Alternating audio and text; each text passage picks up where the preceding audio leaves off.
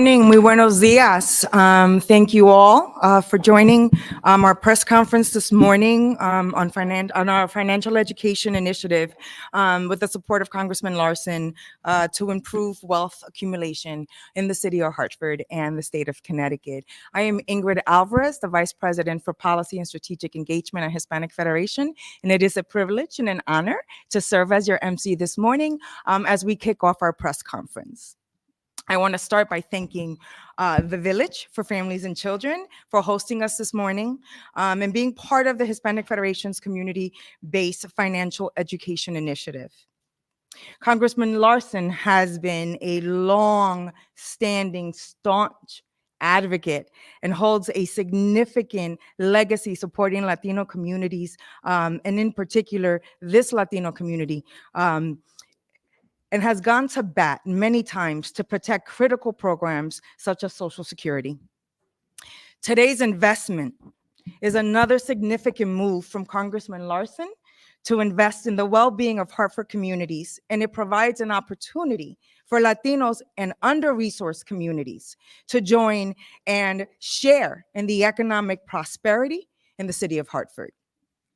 If you walk up and down Main Street, you can see how many of the mom and pop shops that serve as the backbone of our community are also owned by Latinos and people of color.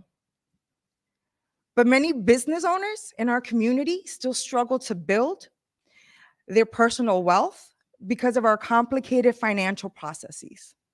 This financial education initiative seeks to address this wealth disparity. HF's commitment to the community includes working with over 30 community-based organizations in Hartford to improve the overall well-being of underserved communities. Today's investment builds on these partnerships by expanding financial education offerings in Hartford.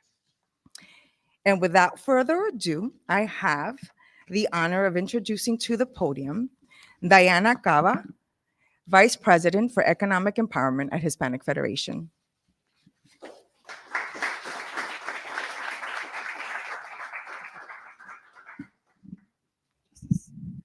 Thank you, Ingrid. Thank you so much. We are excited to be here with Congressman Larson to celebrate his $650,000 investment to support financial education that is available in English and Spanish and is culturally responsive to the Latino communities in Connecticut's 1st Congressional District. This grant, in collaboration with the U.S. Small Business Administration Congressional Community Projects, represents the next step in Hispanic Federation's ongoing commitment in ensuring that our communities have the right tools and resources to increase their financial health and setting them on the course towards upward economic mobility.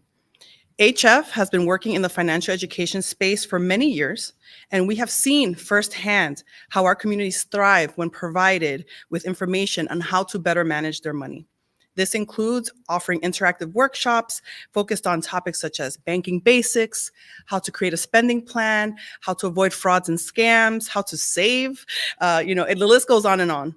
But we also advocate for stronger consumer protections, as well as equitable digital skills development, increased workforce training, and small business opportunities. Thanks to Congressman Larson's investment in the Hartford Latino community, Hispanic Federation's financial education initiative will empower the community and equip individuals with the knowledge and skills necessary to make financial decisions for a sustainable future. Through this initiative, we will increase financial literacy in our communities by offering culturally and linguistically responsive educational programs and resources in English and Spanish, developing a financial education toolkit so that community-based organizations can uplift the Hispanic and Latino community and build the capacity of community-based organizations in district, because as we've been learning, managing financial federally funded grants is a whole nother ballgame, but we're doing it. And of course, providing direct funding to support innovative financial education programming in Connecticut's 1st Congressional District. So we are pleased to support 4 community-based organizations through this initiative, offering programs and services that speak to the needs of the community. And these organizations include International Hartford, offering one-on-one financial coaching and classes in English and Spanish for Latino adults, immigrants, and their families. Capital Squash, offering financial workshops for high school students and their families, focusing on how to pay for college, how to apply for FAFSA scholarships and grants. We all know, how complicated that can be. Our Piece of the Pie, offering bilingual resources and assistance to Hispanic and Latino youth to open bank accounts and better understand their finances. And of course, our host, The Village for Families and Children, offering financial education and resources through one-on-one coaching, budget boot camps, and community events for overall financial wellness. Thank you again, Congressman Larson, for your support. So far, we have seen the impact of this funding that is having on our community as the demand for the programming has increased for our partners. So you'll hear about that as they come up to the podium and share their stories. And we anticipate that this trend will continue. Thank you. Gracias, Diana. Before I introduce our host, I would be remiss, right? I'd like to thank Senator Derek Slapp for his leadership, being here with us this morning. Thank you, Senator Slapp. And while he's also part of the speaking program in another capacity, I also want to acknowledge him in his elected capacity, City Council Member Amilcar Hernandez. Thank you for your leadership. Right? I think that's it. And at this juncture, I would like to invite our host, Hector Glynn, President and CEO of Village for Families and Children. Good morning. Thank you for coming to our site. We are so proud to be able to host this incredible collection of individuals who serve the Latino community here in Hartford. The Village is over 216 years old, and we've been working in this community to help it survive. Most of the time, working with people who have been traumatized. We are one of the largest mental health providers. So why do we care about financial literacy? Because dealing with people's trauma isn't enough. We have to position them to have the wealth and the resources so they're not just surviving, but rather have an opportunity to thrive. And this opportunity to expand our Financial Opportunity Center, which is located here and several other sites in the city, is one of the most exciting ways that we can think of really pushing for entrepreneurs and really what we described as the backbone of the community. So thank you, Congressman Larson. Thank you, the Hispanic Federation. We really appreciate it. Thank you, Hector. At this juncture, I'd like to invite Erwin T. Hurst Sr., Financial Literacy Project Director for International Hartford.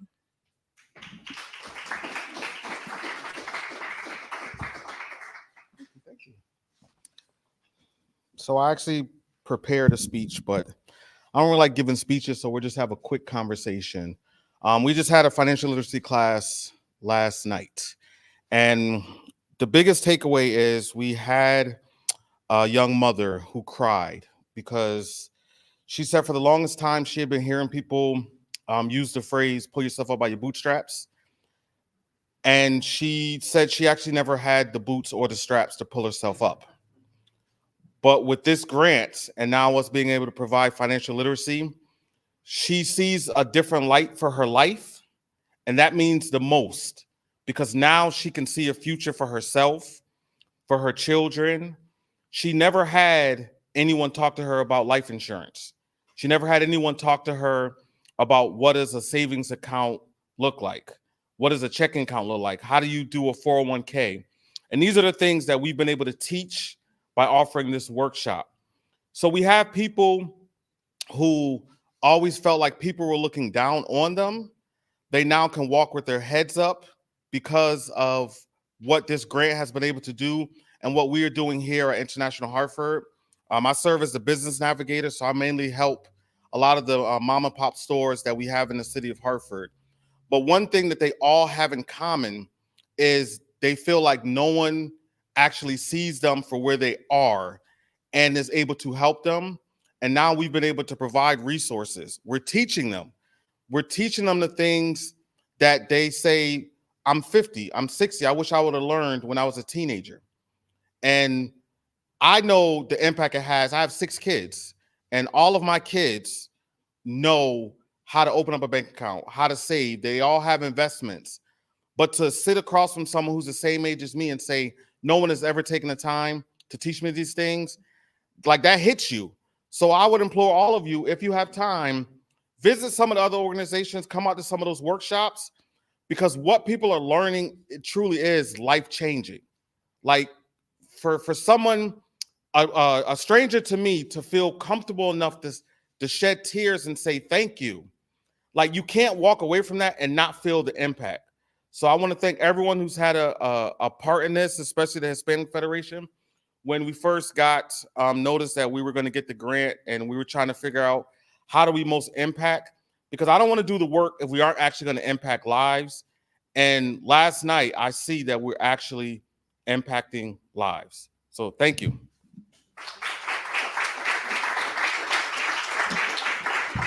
Thank you so much, Erwin. I'd like to invite Lindsay Bailing, Deputy Director of Capital Squash. Thank you. Good morning. First of all, I'd like to say thank you to Congressman Larson and the Hispanic Federation for this amazing opportunity and grant. At Capital Squash, our mission is to empower Hartford youth to reach their full potential as athletes, students, and engaged citizens. Through the life-changing opportunities provided by squash, intensive educational support, and mentoring, we strive to equip students to excel both on and off the court. Our focus on academic success, athletic development, and personal growth helps youth in our program build the skills and confidence they need to thrive in school, pursue college, and become future leaders in their communities. The college search process, from exploring career options to navigating applications and financial aid, can be incredibly overwhelming. For students at Capital Squash, many of whom will be the first in their families to attend college, answering the question, what do I want to be when I grow up, can feel daunting enough.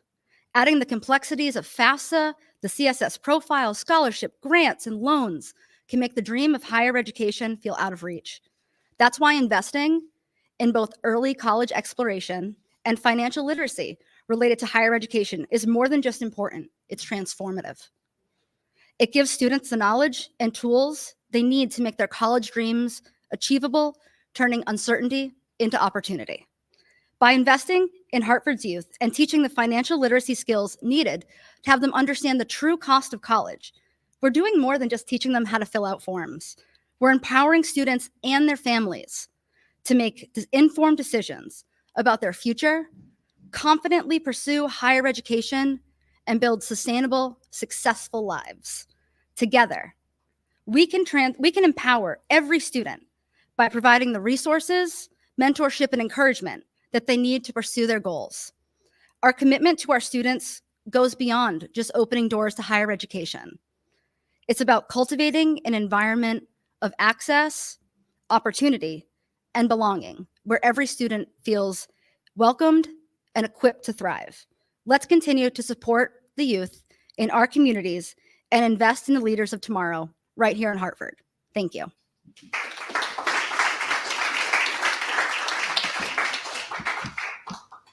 Thank you, Lindsay. At this juncture, I'd like to invite Almilcar Hernandez.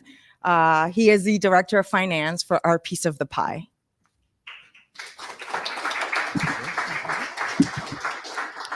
So many of our young Hispanic people in Hartford do not understand money, the banking system, the finances. And I know that firsthand for two reasons.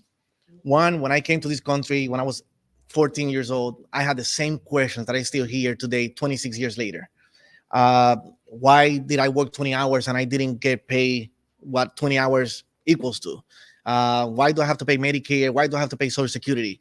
I filed my taxes and I didn't get enough back. Did I give enough to the state? Did I give enough to the federal government? Like, how do I read a paycheck? I had those questions when I was at the age of 14, 15, when I started working in this country. And 26 years later, we still feel those questions in my office all the time. So it's important for us to do this work. With the lack of understanding of these pieces, our young people is likely to make the same mistakes that many of our my friends back then, made, getting payday loans, catching your check, paying $10 to somebody for you just to cash your check. So these are some of the, overdraft fees.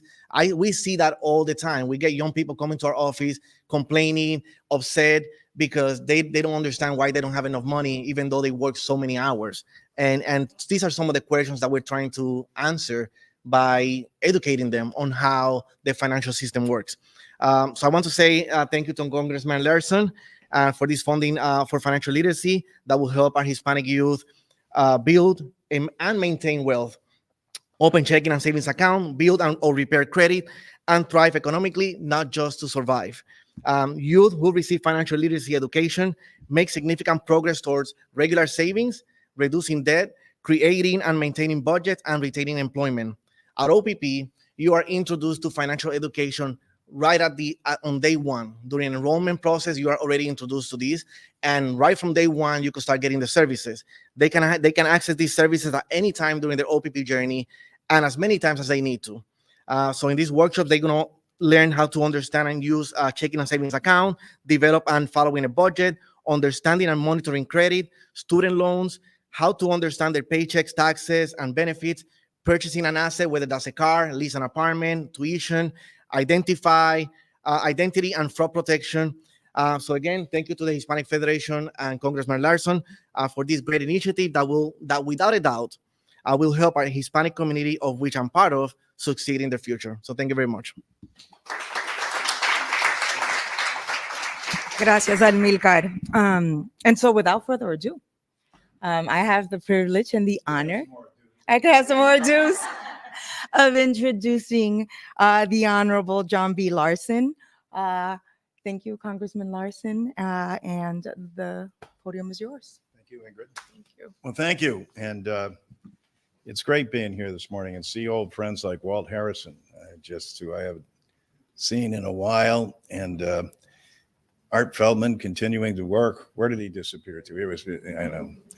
I thank Senator Slapp for being here as well, and my good friend David Kozak and Adam Salina in the back of the room.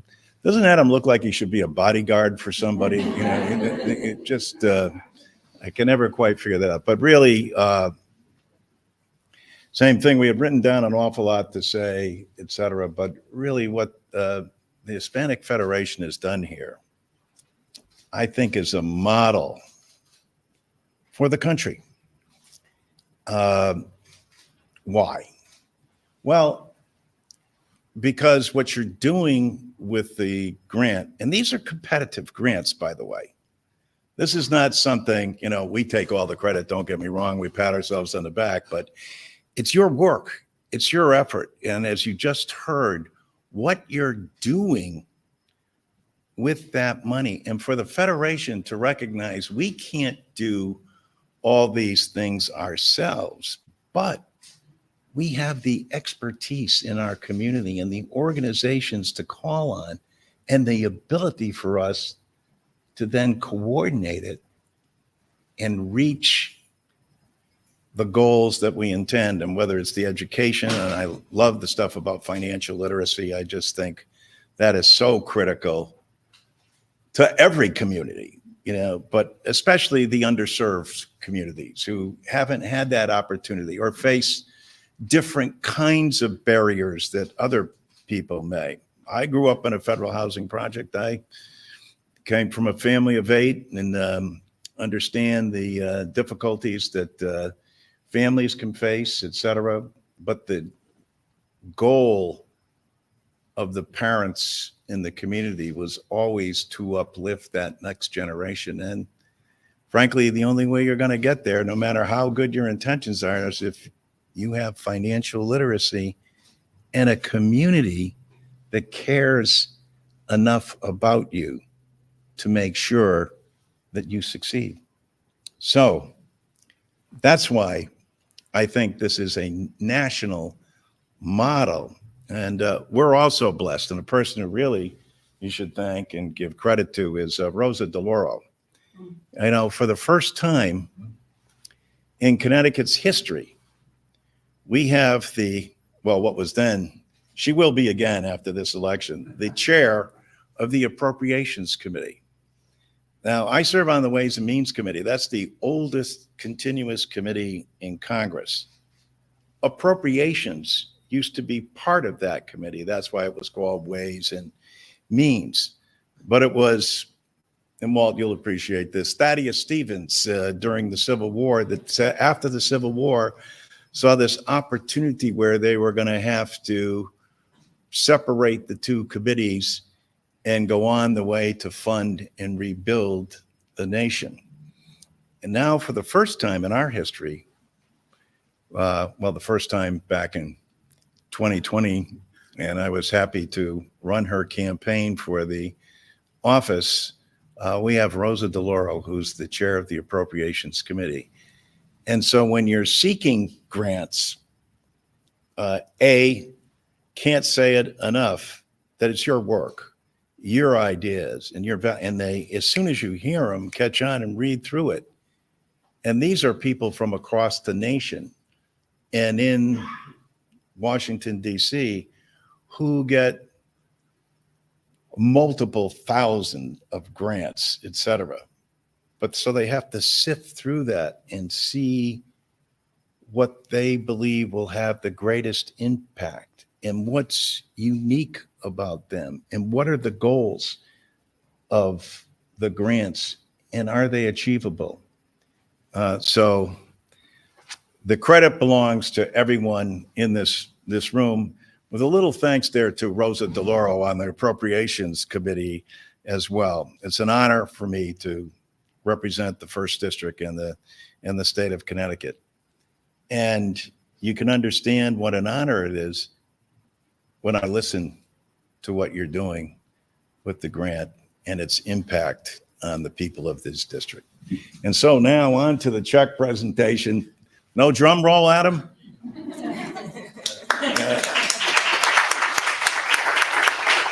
So Ingrid, do we call everybody up or do we? This is always the awkward thing. We should push this back. So, yeah. Get everybody up here. So Ingrid, why don't you get us a middle here? Get everybody in here. Let me stand on the end. You guys are awesome.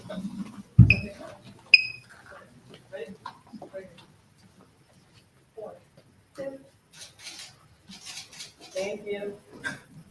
Thank you.